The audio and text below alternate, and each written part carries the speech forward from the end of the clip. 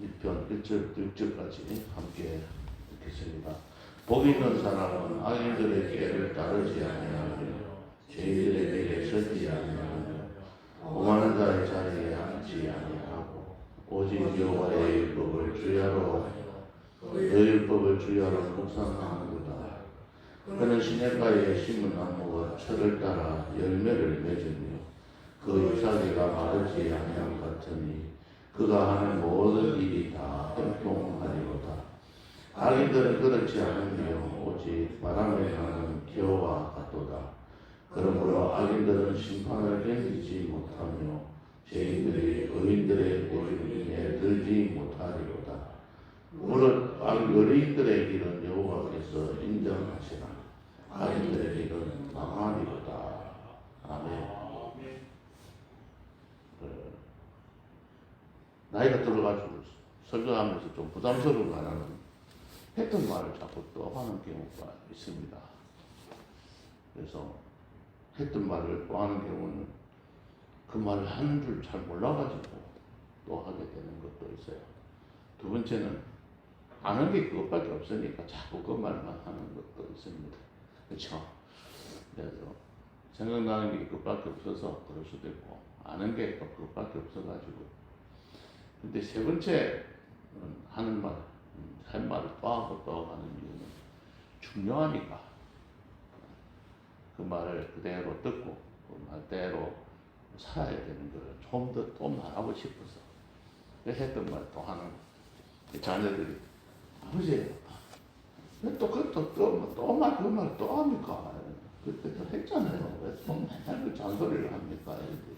이 잔소리를 들리시게 됩니다. 근데 잔소리를 듣기보다는 한 번 더 이렇게 생각을 한번 해보자 뜻으로 또 한 번 더 복에 대해서 한 번 더 말씀을 드립니다. 오늘 10편 아니 사무엘상 23장을 오늘 해야 되는데 자다가 갑자기 생각이 나서 이 정리가 되는 거예요. 제가 메모를 좀 해놨다가 방금 와서 조금 더 정리를 해서 말씀을 드리고자 합니다. 이 복에 대한 개념을 우리가 좀 더 생각을 좀 해봐야 되겠다. 복. 복이라 하면은 성경에서 말하는 복은 우리가 우리나라에서 사용하고 있는 용어들 중에서 가장 근접한 용어가 행복이다. 행복. 그러니까 복이 있다 하는 것은 행복하다 하는 거예요. 일반적으로 복하면은 물질적인 복을 제일 많이 생각을 합니다. 물질이 내가 좀 마음이 행복하다가도 물질적으로 손해를 보면 그 행복이 사라져 버립니다. 그렇죠? 복이 있다고 생각을 했는데 뭔가 손해를 보고 안 좋아진 일이 생기면 내가 복이 없는가 보다. 내 복이 이것밖에 안 되는가 보다. 이렇게 생각을 할 때가 참 많아요. 그래서 복이라는 것은 정리를 하면 저런 생각, 내리는 것이 아니다. 하늘에서 떨어져가지고 나한테 막 주어지는 이것이 아니고 내가 복을 찾는 것이다. 찾는다는 것이죠. 그래서 그 복은 오늘 성경 말씀에 1절에 나와 있는 말씀 보면 죄인들이 하는 방법대로 하는 게 아니다. 세상 사람들이 살아가는 방법대로 살아가는 가는 것과 똑같이 그들이 생각하는 것과는 다르다. 세상 사람들이 복 많이 받았다. 야, 원래 복이 있다. 이렇게 생각하는 그 복과는 다르다. 그러면 예수 믿는 사람은 어떻게 찾아야 되나? 그 복을 율법에서 찾아야 된다. 2절에 나와 있는 율법을 주야로 묵상하는 게 뭐 하려고 책을 보고 성경을 읽고 말씀을 묵상하느냐? 그 말씀에서 복받는 비결을 찾기 위해서 말씀을 읽는 거다. 그러니까 왜 즐거울까? 그 말씀에서 복받는 비결을 찾아서 그 말씀대로 순종을 했더니 형통해지는 복을 받았던 걸 생각을 하면 즐겁다. 그러니까 율법을 즐거워하여 그 율법을 주야로 묵상하는 거다. 세상 사람들은 자기들이 살아가는 그 방법들이 있는데 그런 그런 사람들이 방법대로 따르지 말라는 거예요.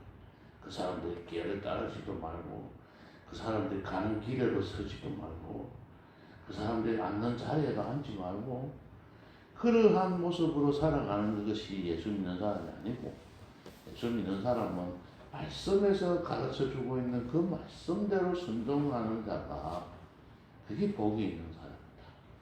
그런데 이 말씀대로 살아가면 어떻게 될까요? 세상 사람들이 생각하는 복과는 다른 개념의 복을 받아 누리게 된다는 거예요. 그러니까 우리의 생각을, 복에 대한 생각을 조금 바꾸어야 된다. 그래서 복은 무엇을 많이 갖는 소유의 개념이 아니다.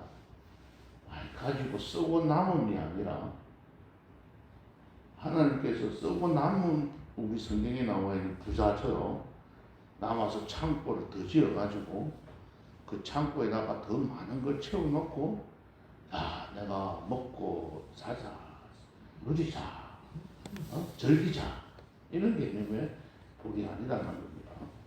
시편 23편에 우리가 잘 아는 말씀, 잘 아는 말씀을 갖고 적용해봐도 여호와는 나의 목자시니 내가 부족함이 없으리로다. 부족함이 없도록 해주시는 게 복이에요. 썩어도 남아갖고 넘치게 이러는 그런 복의 개념으로 생각하니까 우리가 나는 복을 못 받고 살아가는 건가 이렇게 생각이 듭니다. 우리가 여기서 행통이라는 말을 씁니다. 그렇죠? 행통합니다.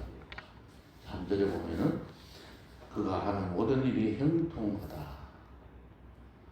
그래서 이 행통하는 것은 무슨 말이냐? 전에 말씀을 드렸듯이 말씀 속에서 지혜를 찾아가지고 방법을 찾아서 그 방법을 적용해가지고 문제를 해결했을 때 일어나는 것이 행통이다. 그러니까 우리의 생각대로 문제를 해결하는 것이 아니라 하나님의 말씀 율법 속에서 우리가 문제를 해결할 수 있는 방법을 찾아서, 그래서 묵상하는 겁니다. 주야를 묵상하면서 그 속에서 문제 해결 방법을 찾아가지고 그 해결 방법으로 문제를 해결했을 때 형통한 축복을 받는다는 거예요. 그래서 밤에 자다가 형통이라는 단어를 찾아보니까 형통이라는 단어의 뜻이 뭐냐? 성경적으로 풀어놨는데 모든 일이 뜻하는 바와 같이 잘 되는 걸 말한다. 여기서 뜻하는 바와 같이 잘 된다는 게 자기가 뜻하는 대로 되는 걸 말하시는 건 아닙니다. 이 형통은 하나님의 백성이 하나님의 명령과 언약을 지키고 순종할 때에 주시는 약속된 복이다. 이렇게 기록이 돼요. 그러니까는 하나님의 말씀에 가르쳐 주신 방법, 그 말씀에 의지하여, 말씀에 의지하여 순종했을 때 그 말씀에 기록되어 있는 그 복을 받는 것이 형통이다. 그렇게 설명을 해놨습니다. 그래서 제가 또 이 형통이라는 이 한자에 무슨 의미가 있을 거다 이런 생각이 들어서 계속 일나가고 찾아봤습니다. 위에 보면 이 성경 한자를 보면 이렇게 위에 이게 있잖아요. 이게 돼지머리잖아요. 돼지머리. 한자에 제일 위에 딱 있는 게 돼지머리. 그 다음 밑에 입구자가 있거든요. 돼지의 머리와 입구자를 이게 뭐한테 쓰는 거예요? 제사 지낼 때. 그 제사를 지낸다. 제사를 지내고 밑에 이 글자에 있는 아들짤사 달고 이렇게 되어 있는 여기 뭐냐면 마치리요. 잘 마친다는 거예요. 제사를 잘 마치면 통한다. 행통. 중국 한자의 의미는 제사를 신께 제사를 잘 지내면 일이 잘 통해진다. 그게 한자적으로 의미가 있다. 그래서 어떤 목사님이 이걸 풀어가지고 설교에 이렇게 적어놨던 거 뭐라고 하냐면 하나님께 제사를 잘 드리면 받는 복이 형통이다. 그렇게 풀이해놨어요. 그러니까 그게 꼭 뭐 제사, 믿지 않는 뭐 신에게 제사를 지내고 조상에게 제사를 지내는 그런 의미가 아니라 하나님 앞에서 간절한 마음으로 하나님 앞에 예배를 잘 드렸을 때 하나님께서 주시는 어떤 행통함, 그 일이 잘 되게 만드시는 그런 쪽으로 잘 맞춘다. 밑에 있는 글자가 요 밑에 있는 글자가 요자가 이렇게 쭉 아들 자자가 되잖아요. 그거는 또 누릴 향이 됩니다. 누릴 향. 그러니까 이 밑에 있는 아들이 그 제사를 지내고 나면 아들이 생기면 누린다는 거예요. 그래서 이 땅에 하나님께서 주신 어떤 물질을 많고 적음이 아니라 부족함이 주시는 것에 대해서 우리가 그것을 잘 누리고 살아가는 그 삶이 형통한 삶이다. 이렇게 볼 수 있는 겁니다. 그래서 여기서 그러면은 3절에 나와 있듯이 철을 따라 열매를 맺는다 하는데 그 열매가 뭐냐? 우리는 진짜 생각할 때 또 물질적으로 생각을 하잖아요. 열매를 맺는데 봄 되면 봄에 열매도 주시고 여름에 열매도 주시고 가을에 열매도 주시고 겨울에 열매를 주시니까 소출이 많다 이렇게 생각할 수 있는 그런 의미가 아니고 열매는 성령의 열매다. 성령의 9가지 열매, 사랑과 희락과 화평과 인내와 자비와 양선과 충성과 온유와 절제, 이 9가지 열매를 주렁주렁 열게 되니 그 삶이 형통하다, 복되다. 그래서 악인들은 안 그렇다는 거예요. 악인들은 그들이 살아가는 방법대로 살아가는 것이 잘 사는 것 같이 보일지 몰라도 바람에 날리는 겨우와 같이 안정되지 않았다. 허공에 떠돌아다니는 뭔가 마음에 허전해서 그들은 성공한 것처럼 보이는데 허전하게 되는 거죠. 예수 믿는 사람들은 주 안에서 사랑과 희락과 화평과 이런 9가지 열매를 맺게 됨으로 인해서 내 마음에 찾아오는 기쁨이 그의 행복이다. 그래서 의인들의 길은 여호와께서 인정해 주시고 악인들의 길은 망한다. 그래서 우리는 하나님 앞에서 그런 모습으로 한번 살아가야 되겠다 이런 생각이 듭니다. 다시 한번 정리를 하면 형통한 축복은 하나님의 말씀을 묵상하면서 전부와 말씀을 묵상하면서 그 말씀 속에서 찾는 그 어떤 비결, 하나님께서 가르쳐 주시는 문제 해결 방법 이런 것들을 말씀을 읽다 보면 말씀 속에서 해결 방법을 찾는 거잖아요. 또 그 찾는 방법으로 문제를 해결해 가는 거예요. 그랬을 때 문제가 순조롭게 해결되면 좋은데 그렇지 못할 때들이 있습니다. 그렇죠?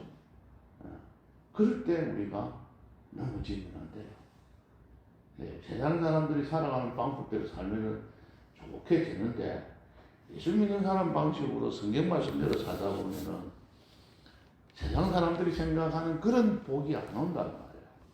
그러니까 그것을 실망을 하고 넘어지는 거예요. 그 세상 사람들이 사는 복이 아니라 하나님께서 주시는 복은 사랑과 희락과 화평과 인내와 자비와 양선과 충성과 온유와 절제 이 열매를 맺게 위해서 내 마음에 평강을 주시는 거다. 그러한 복을 우리가 받아 누려야 될 것. 갑자기 아침에 어서 기도하면서 생각나는 게 어제 그분 생각이 납니다. 그분 저보고 하는 말이 나이가 들어가면서 뭐 한다고 고생하려고 여기에 왔습니까? 그 말의 의미가 뭘까 생각을 해봤어요. 사람들이 세상 사람들이 생각할 때는 저와 여기 와서 이렇게 목회하는 게 고생하는 거예요. 뭘 갖고 이렇게 힘들게 고생하느냐. 그냥 편안하게 살면 될 텐데. 이렇게 생각하는 그 의미와 제가 이걸 와서 목회하면서 섬기는 그때 갖는 어떤 그 마음의 그 기쁨, 이런 것들은 다르잖아요. 같은 쪽에 생각할 수 있는 걸 사람들이 생각하는 때에는 이게 의미가 없는 거잖아요. 그러나 예수 믿는 사람으로서 그런 복을 받아 누리는 것이 중요하다. 그러면서 갑자기 그 생각이 나는 거예요.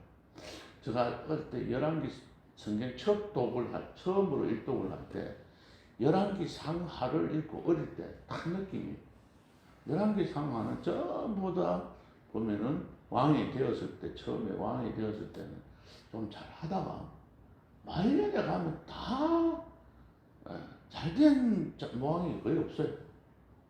네. 다윗은 좀 말년에 좀 그래도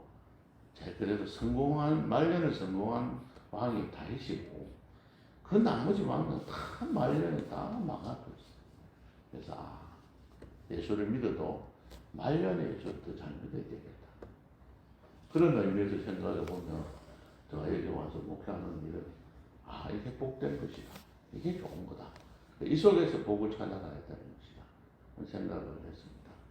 이 땅에 그 바라보고 이 땅에 그 어떤 물질적인 내 사업이 내가 하고 있는 모든 일들이 세상 사람들이 보는 판단 기준에 보았을 때는 복되지 않을 수 있습니다.